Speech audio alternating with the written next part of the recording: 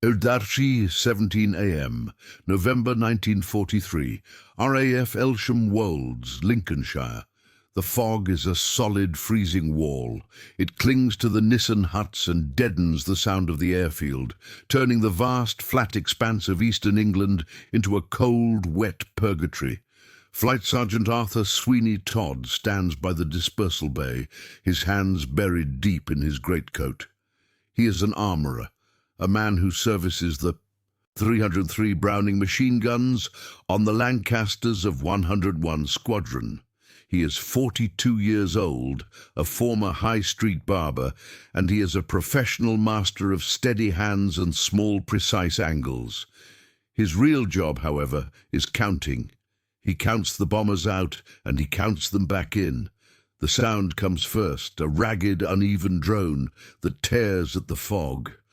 A Lancaster, G for George, looms out of the blackness, one of its port engines sputtering, its vast black shape ghostly in the landing lights.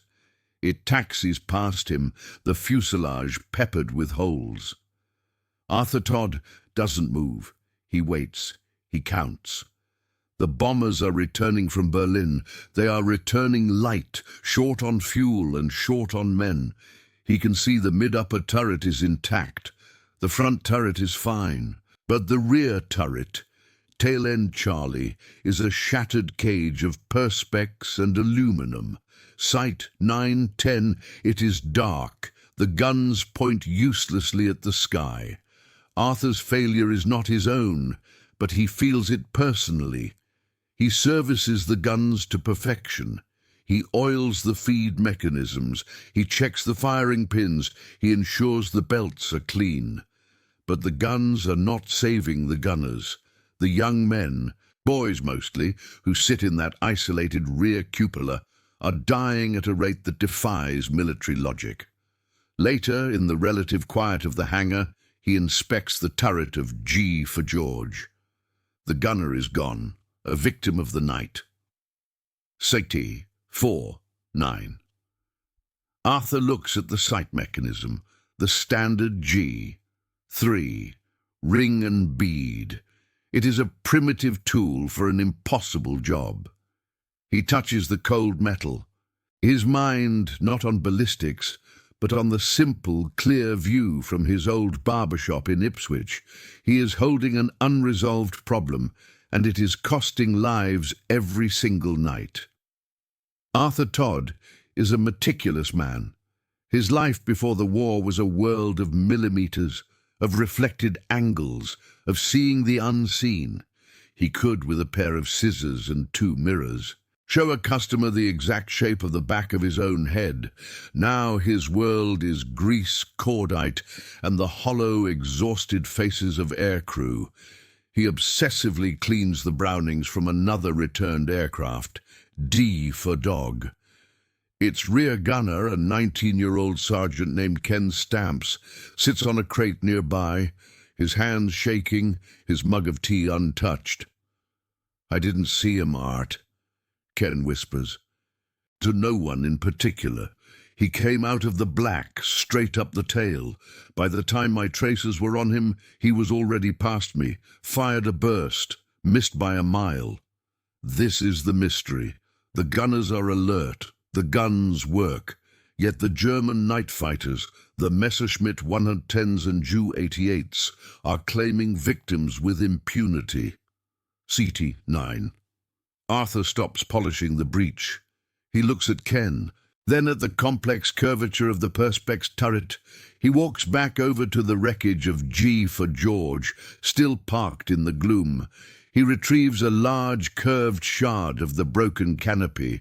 It is opaque with frost and oil. He wipes it clean. He holds it up. In its reflection he can see the distorted, angled image of the hangar's single dim worklight. He remembers his shop, the big mirror on the wall and the small hand mirror he used to show the customer perspective, angles, reflection. He looks at the simple gun sight on Ken's turret, designed for a biplane fight in 1918. Then he looks at the shard of perspex in his hand. A thought flickers. A dangerous, unauthorized, and utterly unconventional idea. A barber's trick.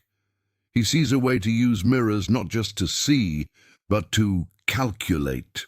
A way to give Ken Stamp's eyes in the back of his head. What he didn't know was that this strange, simple idea, born from scissors and hair tonic, would be dismissed as madness before it changed the grim arithmetic of the night war. The operational calculus of RAF Bomber Command in late 1943 is brutal. The strategic bombing campaign against Germany is the focal point of the Allied war effort, but the cost is staggering. The primary delivery system is the Avro Lancaster, a masterpiece of engineering that carries an enormous bomb load. Its primary defensive flaw is its defensive armament. It is a porcupine with a blind spot. The Luftwaffe knows this. German night fighter tactics, specifically the von unten nach hinten, from below and behind, stern attack, are devastatingly effective. The rear gunner, isolated in his glass coffin miles from the rest of the crew, is the aircraft's only real defense against this. A field report from the Bomber Command Operational Research Section, ORS, lays the facts bare. Report number 44B, Analysis of 500 Night Fighter Encounters. Ritter. The findings are grim. The average rear gunner engagement occurs at 300 yards or less. The primary difficulty is not firepower, but target acquisition and parallax estimation against a non-illuminated high closure rate background. Successful deflection shots by a rear gunner, resulting in a kill or break-off, occur in only 1% of engagements. The ORS, staffed by Britain's best scientists, is working on solutions, radar-guided turrets, gyroscopic sights, but these are complex, heavy, and years away from deployment. The Air Ministry has tried other fixes. The moniker tail warning radar was rushed into service. It was a disaster. The German night fighters quickly developed a passive receiver, the Flensburg, which homed in directly on Monica's emissions. The radar, designed to save the gunners, became a beacon leading the wolves directly to the flock. They tried adding more guns, upgrading the FN. 20 turret to the FN, 120 with 4 303s. It made no difference. The problem wasn't the number of bullets. The problem was aiming the bullets. The gunner is trying to hit a target moving at a combined speed of 500 miles per hour in total darkness, while being tossed around in a freezing, vibrating turret. The 1% statistic is not a number on a page. It is a Nissen hut with 20 bunks, and by morning 8 of them are empty. CT-39. It is the station commander, a man with grey eyes, writing another letter that begins, "It is my deepest regret to inform you." Cite 4. The human consequence of this technical failure is absolute. The rear gunners are, almost without exception, the youngest members of the crew. They are 19, 20 years old. Their tour of duty is 30 operations. The life expectancy of a rear gunner in this period is on average less than 6. They fly with the knowledge that they are the bait. The physical cost is horrific. Temperatures in the turret drop to -40 degrees. Frostbite is routine. The oxygen masks freeze. The guns jam with ice. But the psychological cost is worse. Cite 10. It is the 8-hour vigil, staring into an empty, hostile blackness, knowing that the first sign of an attack will be the cannon shells of a Messerschmitt tearing through your own fuselage. City E4. The morale of the gunners is cracking. They are, quite simply, being hunted. The boffins at the Royal Aircraft Establishment, with their slide rules and doctorates, cannot solve this. They are looking for a complex electronic solution. They believe a simple mechanical fix is impossible. Experts agreed. It couldn't be done. Arthur Sweeney Todd is 42 years old. He is a man from Ipswich, Suffolk. For 22 years, he owned and operated Todd's Gents Hairdressing on Tavern Street. He is not an engineer, a scientist, or a soldier. He is a craftsman. His nickname, Sweeney, is an ironic nod from the younger airman, but Arthur's shop was a place of precision, not menace. He was known for his calm hands, his quiet demeanor, and his obsessive, almost mathematical preoccupation with small angles. "A millimetre off at the clippers is an inch off at the crown," he'd tell his apprentices. His world was one of reflection, perception, and managing the human element. He had been too old for aircrew when the war began. He volunteered for the ground crew, signing up as an armourer, Trade Group I. He believed his steady hands and meticulous nature, honed by years of wielding a straight razor, were perfectly suited to servicing the complex feed mechanisms of the 303 Browning. He saw himself as a supporting craftsman, a man ensuring the tools were in perfect working order for the young men who used them. He is introspective, quiet, and deeply empathetic. Sight. 3. He is a man who notices detail. The war changes his context. The tools are attached to boys, and the boys are not coming back from their operations. Sight 9. The polite, professional detachment of the craftsman gives way to the gnawing responsibility of a guardian. He listens to the gunners in the mess, hears their stories. He inspects the turrets that return. He sees the patterns. The German fighters are not just fast, they are smart. They attack from angles where the gunner's perspective is worst. Arthur's meticulous barbershop brain cannot accept the 41% failure rate. It is an affront to his sense of order. It is not a failure of courage. It is not a failure of machinery. It is a failure of perception. His entire life was spent using mirrors to show a client the whole picture. The gunners, he realizes, are flying blind. The idea crystallizes in the greasy dimness of his workshop, a small, cold corner of the main hangar. He has the G3 ring and bead gun sight from the wrecked G for George on his bench. He takes a small salvaged wing mirror from a downed Spitfire. He clamps it to the side of the sight mounting. He angles it outwards and backwards toward the tail. He realizes the gunner is trying to solve two impossible simultaneous equations. Is the fighter closing? And what is its angle-off tail? His crazy idea is to use the mirror to solve the second one. The gun sight aims, the mirror projects.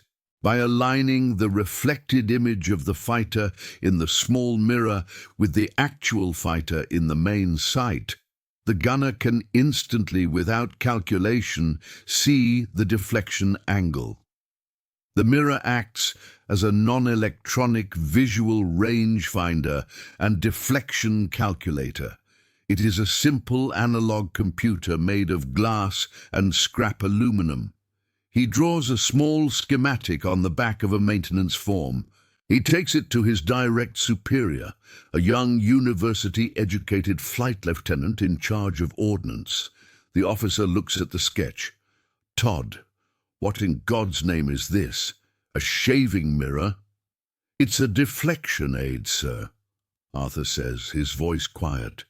"It uses parallax. You see, if the reflected image is here and the target is there." "That's the stupidest thing I've ever heard." The lieutenant cuts him off, his voice filled with the weary arrogance of the overwhelmed. We have the operational research section working on this. We have radar. You want to stick a Barber's mirror on a multi-thousand-pound Fraser-Nash turret? Get back to cleaning those feed chutes, Sergeant. We have a war to fight. Arthur Todd looks at the officer. He nods once politely. Yes, sir. He takes his schematic and walks away. He doesn't throw it out. He folds it carefully and puts it in his breast pocket. He knows the officer is wrong. The radar is a liability. The ORS is too slow. He knows Ken Stamps, the gunner from D for Dog, is on the flight roster for tomorrow night. Berlin again. Arthur makes a decision. Site 3. He will not wait for permission. He will build it himself. He finds Sergeant Ken Stamps in the Nissen hut trying to sleep. Ken, get your coat. I need your help. They walk to the graveyard at the edge of the airfield, a desolate field where the skeletons of wrecked bombers are dumped. Site 11. It is a boneyard of failed missions and lost men. Site 9. Arthur's plan is simple. Find a functioning salvage turret and build a prototype. They find one on a burned-out Halifax, its rear section mercifully intact. The air is freezing, and the only light comes from Arthur's shielded torch. "What is this, Art?" Ken asks, his teeth chattering, his voice a mix of curiosity and dread. "A way to see them coming, Ken," Arthur replies, his hands already working, undoing the mounting bolts on the turret's access panel. A way to get the first shot. They are an unlikely pair, the middle-aged, quiet Barber and the 19-year-old jittery gunner. Site 3. Arthur brings his tools, not just wrenches and oil, but a tinner's snips, a protractor, and a small metal file he liberated from the machine shop. The work is grim. The turret still smells of cordite and fear. CT 410. Arthur works with a focused, silent intensity. The screech of his file against the aluminum bracket is the only sound, cutting through the low whistle of the Lincolnshire wind. He is building a custom mount to affix the Spitfire mirror to the G3 sight. He calls it the Todd deflection mirror. Ken, looking at the crude contraption of scrap metal and glass, just shakes his head. It's mad, Art. That's bloody mad. The name sticks. Arthur files the last rough edge. He tightens the final bolt. He has just invented the mirror-assisted deflection sight, the MAD sight. Now they have to see if it works. Testing it is the next impossibility. They cannot fly. Arthur, ever resourceful, devises a plan. He enlists another ground crew mechanic.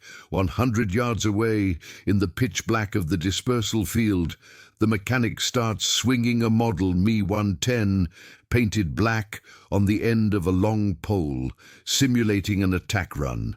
Ken Stamps climbs into the cold, dead turret. He squints through the sight. "All right, Art, swing him." The model swoops in. Ken tries to track it.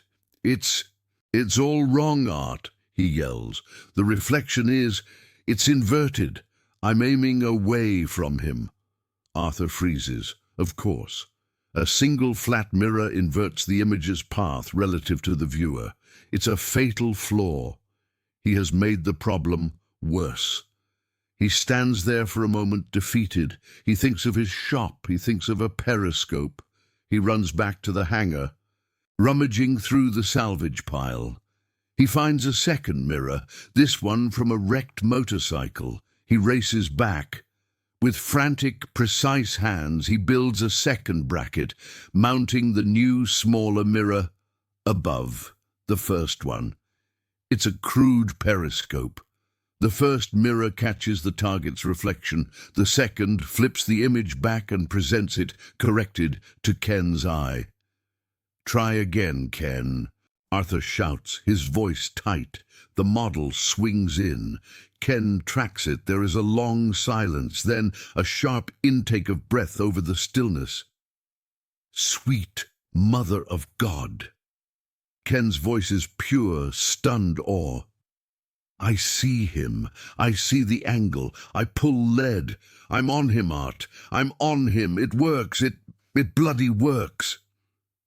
Arthur Todd's hands, stained with grease and oil, are perfectly still. He feels not joy, not triumph, but a grim, cold satisfaction. He has just built a better mousetrap for a sky full of rats. If stories like this fascinate you, stay with us. The next chapter of wartime innovation, where this simple mirror faces the skepticism of high command, might surprise you. The unauthorized test is one thing. Getting it onto an operational aircraft is another. Ken Stamps, brimming with a new, dangerous confidence, takes his report straight to his flight commander, who takes it to the station CO. The next morning, Arthur Todd is summoned. He stands at attention in the office of Group Captain Wallace. Wallace is a formidable man, a veteran of the First War, and he is not in a good mood. Standing next to him is a man in a civilian suit, Dr. Harris, a scientist from the Operational Research Section, down from High Wycombe. Sergeant Todd, Wallace begins, his voice dangerously quiet. I have a report here from Sergeant Stamps. It claims you have mounted an unauthorized contraption to the rear turret of a Lancaster, an armourer, playing at being a boffin. Dr. Harris steps forward, holding Arthur's crude schematic. Group Captain, the device is, from an optical standpoint, crude. It relies on ambient light. It introduces visual artifacts and secondary image ghosting. It will, in all likelihood, distract the gunner from his primary duty of observation. It is, in short, unscientific. Todd, the group captain says, your job is to maintain equipment, not redesign it. This MADE site is a violation of every protocol in the King's regulations. It is, frankly, an act of gross insubordination. Arthur Todd is terrified. He is a barber standing in a room with two of the most powerful men on the base. But he is also the man who counts the empty bunks. Citee 3. He looks at the group captain, then at the scientist. Sir, Dr. Harris, I am a barber. I'm not a scientist. But my entire life has been about judging angles and satisfying the man in the chair. The man in that chair, Arthur says, nodding toward the airfield, isn't satisfied. He's dying. Site 9. The radar is too slow. The gyro sight is too complex. This is a shilling's worth of mirror that gives him a chance. It lets him see the angle before the German sees him. It's not a distraction, sir. It's the one thing he's missing. There is a long, heavy silence in the office. The scientist, Arius, looks uncomfortable. Group Captain Wallace stares at Arthur, his gaze unblinking. He sees not an insubordinate NCO, but a man consumed by a single practical idea. Site 3. Finally, Wallace speaks. It is still unauthorized, Sergeant. Yes, sir. Dizzy, see to it that D for dog is fully equipped and calibrated with your contraption for tonight's raid on Berlin, Wallace says, turning to his desk. And God help you, Todd, if it doesn't work. The transition from the quiet, wood-paneled office to the deafening roar of 200 Merlin engines is absolute. 23. 40 hours. D for dog lifts off from RAF Elsham Wolds, heavy with a 4, a Dro 0-pound cookie and thousands of incendiaries. It joins the bomber stream, a vast, dark river of aircraft flowing toward the heart of the German Reich. Inside the rear turret, Ken Stamps is alone. But he is not blind. The small twin mirror device, Arthur's mad idea, is clamped next to his gun sight. 02:45 a.m. The sky over Berlin is a nightmare. It is a man-made hell of searchlights, flak, and the bright, terrible blossoms of bombers exploding. Cite 10. D for dog has dropped its load and is turning for home, the most dangerous part of the mission. Ken Stamps grips his triggers, his eyes scanning the blackness. His Monica tail-warning radar lets out a sudden high-pitched squeal. Enemy aircraft closing. But before the radar operator can even call a bearing, Ken sees it. Not a plane, just a flicker, a smudge of less black in his new mirror, moving fast from the port quarter 700 yards. A Ju-88, the classic stern attack. The old way, wait, guess, fire, a scare-off burst and pray. The new way, Ken watches the reflection move relative to his main sight. The Ju-88 is inside his mirror's projection. He doesn't guess. He knows the deflection. His hands are rock steady. He doesn't fire. He waits. The German pilot thinks he is unseen. 500 yards, 400 yards. "Corkscrew, port, go!"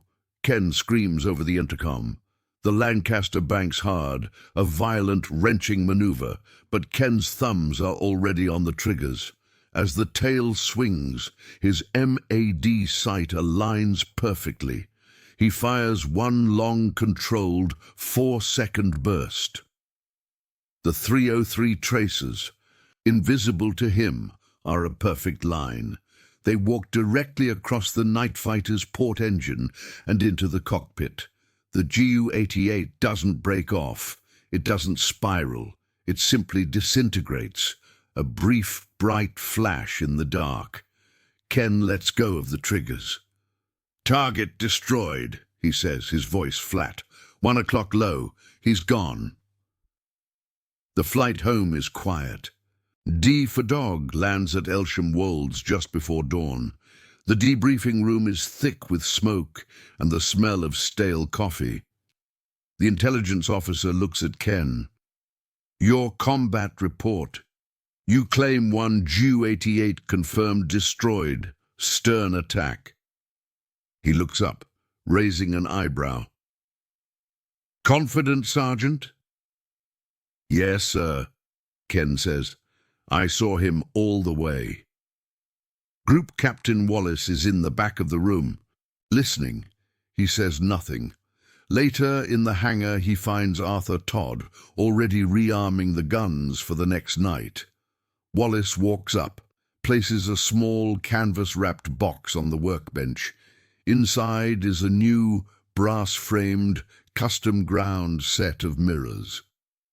"The boffins at Farnborough are interested," Wallace says gruffly. "Get these on the rest of the squadron now." The Todd deflection site, as it is briefly, officially known, is crude.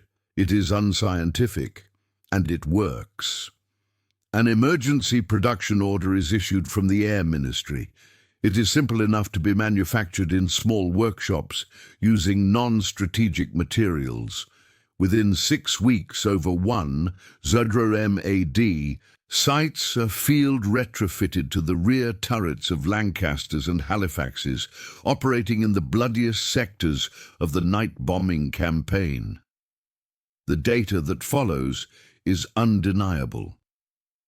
A supplementary report from the Operational Research Section, authored by a grudgingly impressed Dr. Aris, notes a statistically significant increase in kills claimed by tailgunners. But the real number, the one that matters, is in a different column. Abort evasion maneuvers are initiated on average 5 seconds earlier than in aircraft equipped only with Monica. In the night sky, 5 seconds is not a measure of time. It is the measure of life and death. The mirror trick doesn't just improve accuracy, it improves survival. In the long term, the principle of Arthur's mad idea becomes a core tenet of aerial gunnery. Using simple projected optics to give a pilot or gunner critical data without forcing them to look down at an instrument is the grandfather of the modern heads-up display, HUD, found in every jet fighter today. The complex radar-guided gyro sights eventually arrive, but they are heavy and finicky. Arthur's simple mirror bridges the deadly gap of 1943-44, saving countless lives. Sight 11. And Arthur Todd. He is quietly awarded a British Empire Medal, BEM, for meritorious service. After the war, he is demobilized. He returns to Ipswich. He reopens Todd's Gents Hairdressing. The men who come in for a shave and a trim in the 1950s and 60s never know that the quiet man with the steady hands and the obsession with angles once taught the Royal Air Force how to see in the dark. The story of Arthur Todd is not just a relic of a forgotten war. It is a recurring pattern in human innovation. It is the story of the NASA engineer in the 1990s who realized the Hubble Space Telescope's flawed mirror could be fixed with a contact lens, a simple, corrective set of mirrors. It is the story of the battlefield medic who, lacking a complex ventilator, uses a simple plastic $10 bag valve mask to keep a patient breathing. Sight 11. It is the triumph of practical, human-scale ingenuity over complex systemic failure. We are trained to look for solutions in complexity.